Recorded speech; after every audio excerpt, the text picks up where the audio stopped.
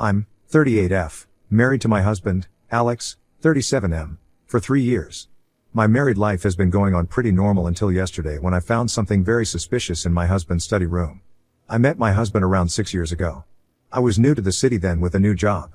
Alex was already settled here, living with 2 of his brothers in a rented condo. His family ran a grocery store in the suburb. We dated for a few years, during which he bought the house and paid for the down payment. It was actually due to his house plans that our wedding plans got delayed. Alex wanted to have a house before getting married. He had a thing about owning a house. But soon after the marriage, he lost his job and was struggling to pay the mortgage. I covered it for a few months until he got a new job. But his new job didn't pay him enough to keep everything afloat. So, we got into an agreement that I would pay the mortgage and he would add me to the deed as the co-owner. It looked like a fair deal to me. The new job in the city was paying me well, and after working here for 2 years, I had saved enough to buy a property, so what better deal than this? So for the last 3 years after marriage, I have been paying the house mortgage, and it is only 7 months left for the mortgage. Yesterday, I was at home alone and out of boredom decided to clean the house. I usually don't enter his study room because he doesn't like his stuff to be moved. But I don't know what happened to me this time that I cleaned the study. While cleaning one of the bookshelves, I stumbled on an envelope with the name of the housing society we were living in. When I opened it, I found it to be an updated house deed. I thought Alex had updated it to add me as the co-owner, but no, he had changed the ownership of the house to his mom. Yes, the house for which I was paying the mortgage for the last 3 years, he had given it to his mom and he didn't even inform me. I checked the date of the document and found it to be months ago. So he had deliberately not told me about this. He was hiding this. Since then my mind has been racing with several possible stories behind this. I couldn't think of any good reason why he would do that. It looks purely evil, and now I feel I've been married to a stranger. I'm yet to confront him regarding this. Rather, I don't want to confront him without digging deep into the matter. I took pictures of those papers to get it checked with my lawyer, and until I get the details from him, I'm going to put on this pretentious mask in the same way he has been doing it for years. Update 1. Hello all, I got the details from my lawyer friend regarding the house deed, and it came out that this was the most recent one. Indeed, Alex has transferred the ownership to his mom. Since there are a few months of the mortgage, the deed talked about the ownership post the mortgage. I felt so betrayed. I was working my ass off, making all those big and small sacrifices to pay the mortgage so that he could get rid of the Emmy, and then he gave the house to his mom and I have no clue about it. I wanted to have a full-blown confrontation with him right away, but he wasn't in the town. Few months back, Alex was offered a new expansion project of setting up a new team in the adjacent city. So, he is mostly out of town and visits home monthly or twice a month. I wanted to have a direct conversation instead of a phone call. And gladly I waited. Because while waiting for him I planned on my revenge instead of just letting it go with an argument.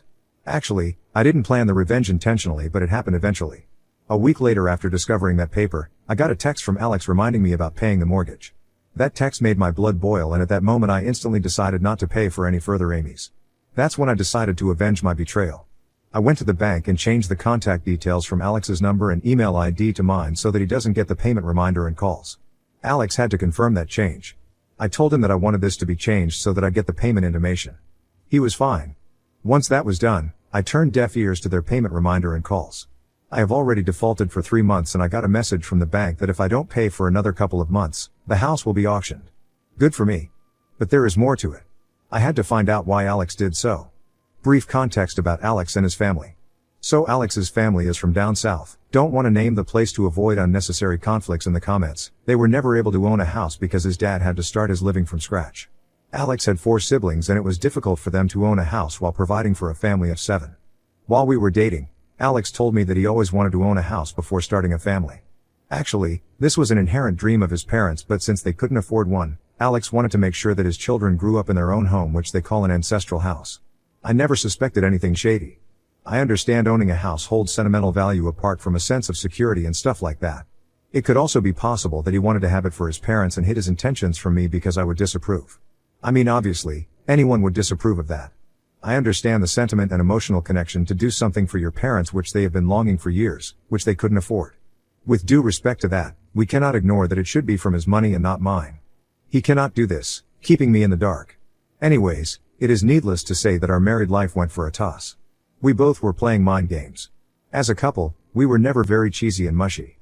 Sometimes I used to initiate romantic date nights, but now I stopped doing it and Alex never complained about it.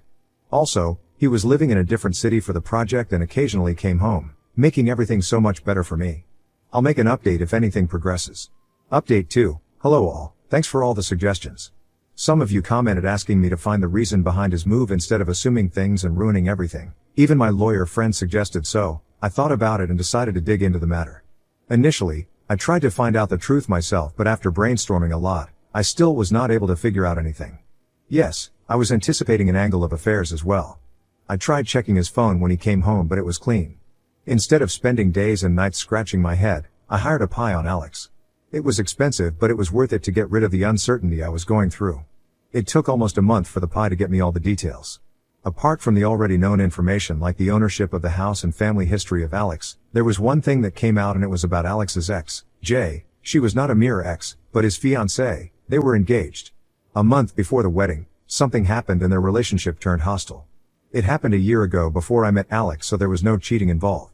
The concerning part was, Alex never told me about this. This was not just a fling that would have slipped his mind. They were about to get married.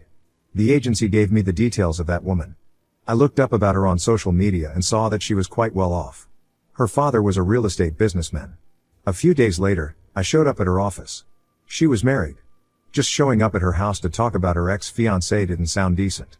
I introduced myself as Alex's wife and told her it was something important. She agreed to talk. I asked her about the reason for their breakup.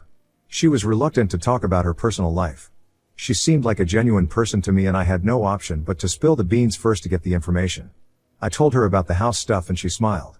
She was like, oh, finally he was successful in trapping someone for the house. Then she put down her guard and told me everything. She met Alex at a common friend's party and they hit it off. They dated for a year, in which Alex expressed his desire to own a house. Felt like a déjà vu moment for me. Her father was into real estate, so she took his help to get some good property deals for Alex, but he kept rejecting one after another, saying it was beyond his budget. She was already living in a house gifted by her father. So Alex moved in with her instead of buying his own. They got engaged, but soon after that, Alex pestered her for transferring the house to his name. She tried to convince him that it didn't matter who owned it since they were getting married, but Alex used his sob story to manipulate her into giving the house to him. His sob story was as in, how his parents never were able to afford a own house and how he always wished to have a property to his name. She was almost convinced to give him that sentimental satisfaction, but her father intervened and disapproved of Alex's request. Alex tried to manipulate him too, and he agreed to let Alex co-own the house, but was also asked to sign a prenup which said that if there was a divorce, the house would go to her and under no circumstances Alex could sell it or make any changes in the ownership of the house. Alex refused to sign the prenup and they eventually called it quits. When I narrated my story of how I ended up paying for the mortgage, she smiled and affirmed that it was all an act to trap me into this. She also told me that Alex's parents are very conservative people and they were allowing him to marry her only because of her wealth. In Jay's case, when this matter was discussed, my mill was very aggressive in pushing her to agree to Alex's terms, and in one of the arguments she admitted that she doesn't like modern girls of our ethnicity because we are too dominating. It sounded quite believable because I was never able to get along with Alex's family. Rather, we never got to spend a lot of time together. Alex kept me aside, saying his family is conservative and he doesn't want to ruin my peace by letting them meddle in our life. Jay said that it was to keep me away from suspecting anything fishy. My mill was a cold person, that's true. And Alex never left me alone with her. I thought he was protective of me, but he was protecting himself and his family. I asked Jay if it's possible that Alex has changed now. She said she highly doubts it. She told me up front that once Alex got the house, he would divorce me and marry someone of his own community who was more homely and submissive. I wonder why he didn't marry someone of his choice in the first place. Jay said that the woman of his choice can't afford a house to give to Alex. That sounded outrageous, but it does make sense now. I wasn't thinking about the divorce until now, or maybe it was there at the back of my head and I was not acknowledging it. Let's see how it goes, but what information I got from Jay, I'm pretty sure that Alex is not the person he's been acting all this while. P.S. For people who still think I'm evil in letting go of the house without any confrontation with Alex, I'm not going to justify myself because I know what I'm doing is right at this moment. He tricked me into this and now he's gonna pay for it. Even if he does not intend to divorce me, he still has concealed so much crucial information from me which hints at his malicious intentions. I have been betrayed badly and now I don't care about his emotions at all. Update 3, I've been longing to make this update. The house is finally up for auction. I defaulted on the loan for 6 months and didn't respond to any of the payment calls. I got an email from the bank that they are sending a formal letter of intimation with the final deadline to pay the mortgage. Alex was in the city at that time, but I ensured that the letter didn't reach him. I was tracking it closely and as soon as it was dropped in my mailbox, I picked it up and destroyed it. Evil, yeah. Then, last month bank officials showed up at the house, telling me the outcome of defaulting it further.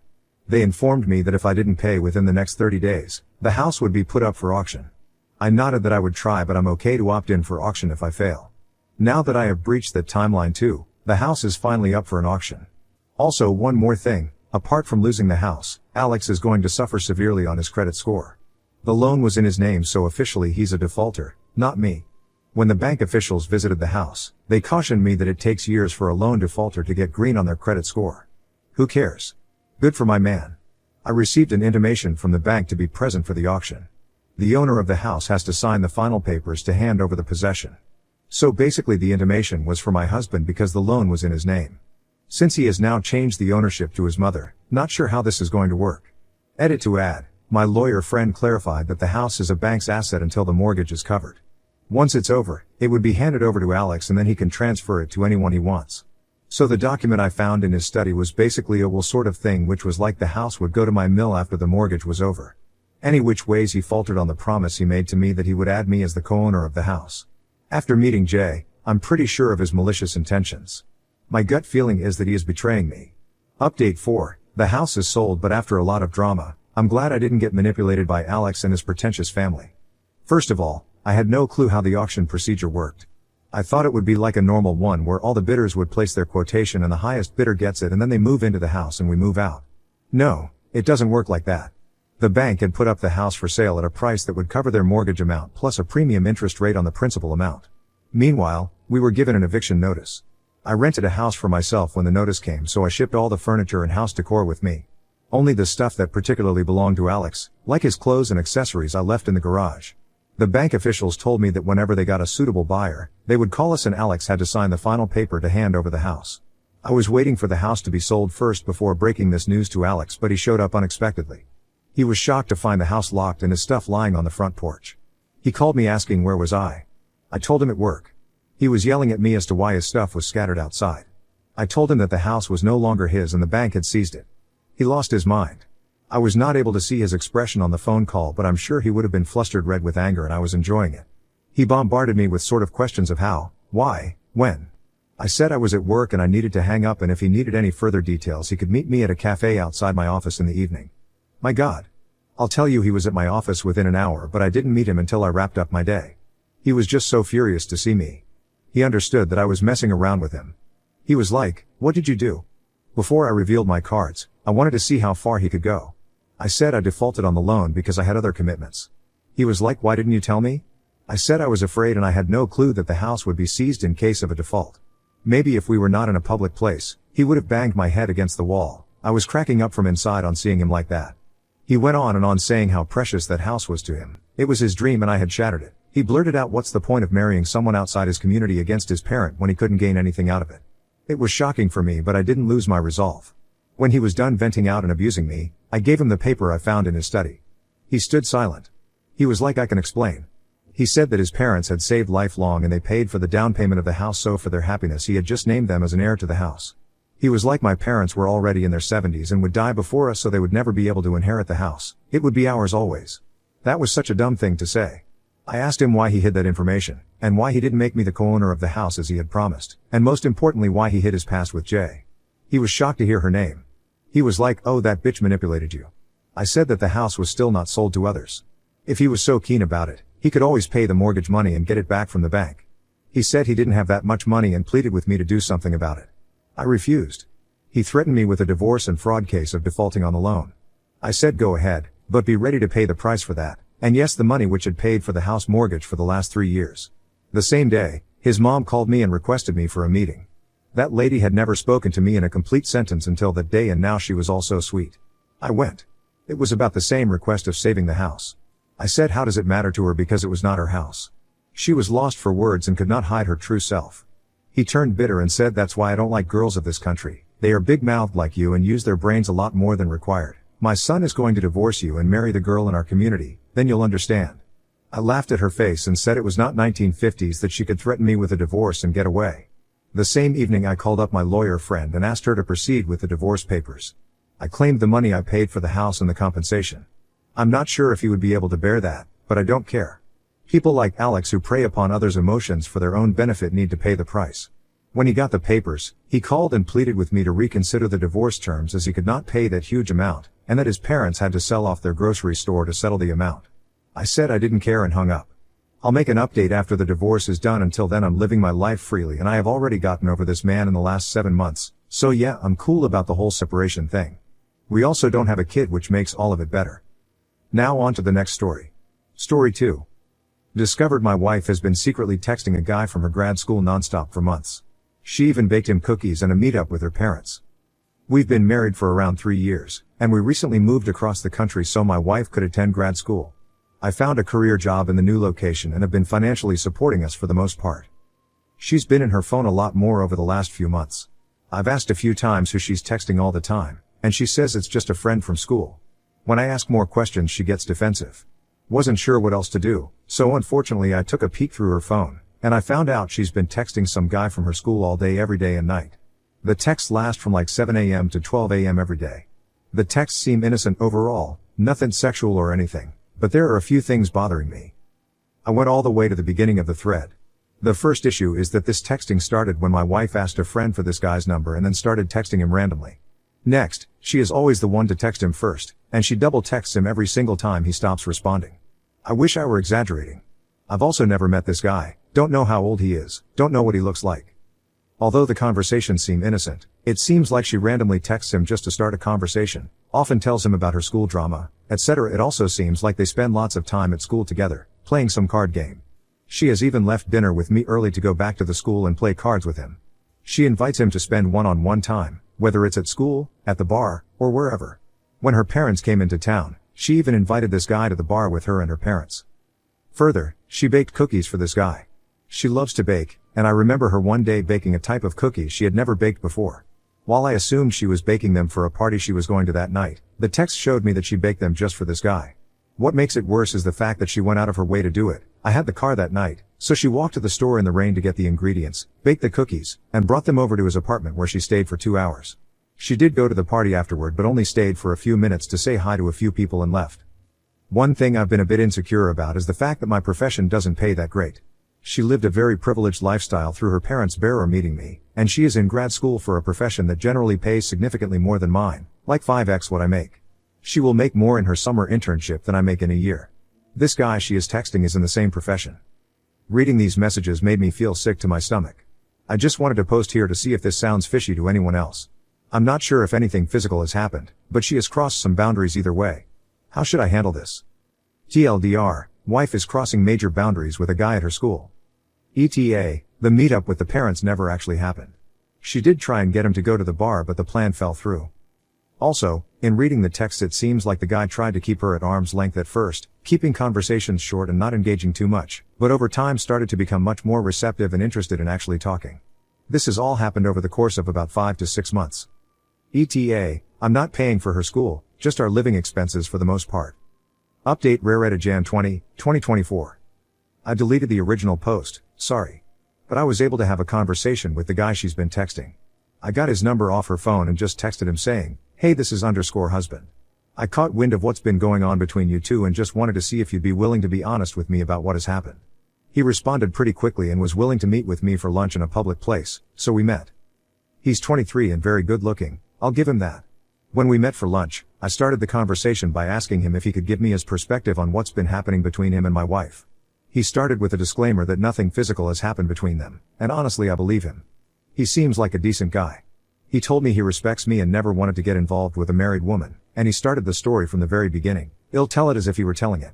It goes like this. I approached her at the beginning of school because I found her attractive. I don't remember whether she was wearing a wedding ring, I'm not used to checking for that because most people my age generally aren't married. But when I approached her she seemed very interested, absolute zero indication she may have been in a relationship. When she found out I had a post-grad job offer, she was overly congratulatory. After talking to her more over the next few days, I asked for her Instagram, which she seemed hesitant to give, but she gave me her Instagram anyway. When I followed her I immediately realized she was married. I was floored due to her behavior, but I decided to fall way back. After falling back, I heard from some mutual friends that she seemed to be a bit offended that I stopped talking to her after finding out she was married. I found that a bit strange but whatever. Some drama transpired, so I went out of my way to avoid her for around a month or so, but after a while I felt the beef was a waste of my time, so I decided to give her a compliment to kinda communicate that I don't mind being cordial with her. She seemed ecstatic about the compliment, and I heard from mutual friends that she was going around telling people that we were friends again. Found that strange also, I just wanted to be cordial. Anyways we made up, and shortly thereafter I got a random text message from her telling me that she got my number from someone else. Third thing I found strange. The texts started pretty infrequent but gradually progressed to her texting me every day, double texting and all. She even seemed really pressed about me meeting her parents when they came into town. Still, I'm not sure what that was even about, but I dodged the invite and it never happened. At this point it seemed she was very interested in me, but I wasn't very responsive over text because she is married. Over time, however, my walls broke down slowly because I did enjoy the attention. She's inviting me to hang out one-on-one, playing cards with me, offering me to bake cookies, etc. She told me how upset she was over the fact that apparently you two had planned a trip for Thanksgiving to see her friends but didn't end up going because of a tight budget. She also told me that she would sleep on the couch a lot. We didn't talk much over final exams due to being busy, and we didn't really talk much over winter break. However, at the start of this new semester, the texting all day every day and double texting came back full force. At this point I kind of felt like she actually liked me and was pursuing me, but again I enjoyed the attention. She baked me the cookies the first week of school, brought them over and sat on my bed for 2 hours, but nothing physical happened. She honestly didn't seem interested in sex at all, even though I kinda wanted it to happen at that point. But here we are now. She still texts me every day and honestly it has become more frequent than ever before. That's the end of the story. This seems pretty consistent with the messages I read. Idrik, what to think of this, but it kinda seems like she's playing the long game with him in order to get him to fall in love with her so she can leave me. I appreciate the guy's willingness to meet with me, and honestly I believe what he is telling me. Seems like this is beyond the point of no return. I still plan on talking to her tomorrow, but I think this is it for me. I don't think there's really anything she can say that will change my mind at this point. It's over. I'll give an update if I feel up to it. Update 2 Jan 22, 2024. I deleted the original post unfortunately, but the previous post does a decent job of summing it up. I had the talk with her yesterday, and it's over, as crazy as it is. The guy actually didn't give her any heads up that we met, which I appreciated. Basically, I sat her at the dining room table and started by telling her that I heard what's going on between her and underscore. When she asked what I was talking about, I kinda just went through all the highlights of the emotional affair, highlighting the cookie situation, meeting the parents, incessant texting, disguising him as just a friend, etc. When I told her that it seemed to me as if she was obsessed with the guy, maybe even in love with him, and seemingly planning for my replacement, she immediately broke down crying. I almost felt bad but kinda didn't at the same time. She then told me that she only did it because she liked the attention and nothing more, and that she would cut him off immediately. I shook my head. She offered to find a couples therapist, while still belligerently crying, and I told her it seems like we're past that point already. Didn't really care whether she slept with the guy or not, this emotional situation was enough for me. Told her I'll be contacting an attorney this week and that she should do the same, and I walked out the door with her chasing me. I didn't even have anywhere to go, but I needed to just leave before she tried to convince me any further to stay. Didn't want to hear any BS. Received dozens of calls and texts while I was gone, and when I came back she just seemed devastated still. Got calls from her parents today as well, which I ignored. I haven't kicked her out the house or anything, not really sure what I want to do about that yet. I don't want her to be this guy or anyone else's burden. I'm just feeling kinda lost at this point. It's truly wild how abruptly this just ended after all this time. I moved to this state solely to support her, and now I'm just here. Majority of my friends and family are across the country. Maybe I should have seen the writing in the wall. Our relationship wasn't perfect. I've been pretty busy over the last year or so with work, and it seems like she took every chance she could to go to every single school party/outing she could without even inviting me 95% of the time. She was never home, and every time I asked any questions, she would chalk it up to studying. How could I really argue with that when she's in grad school? It may not be entirely her fault, but I'm glad I'm getting out of this before it got any worse. 3 years isn't a crazy amount of time, and now it's time to go find myself again. This does suck though. Thank you all for your support. It really has helped me come to terms with this ending.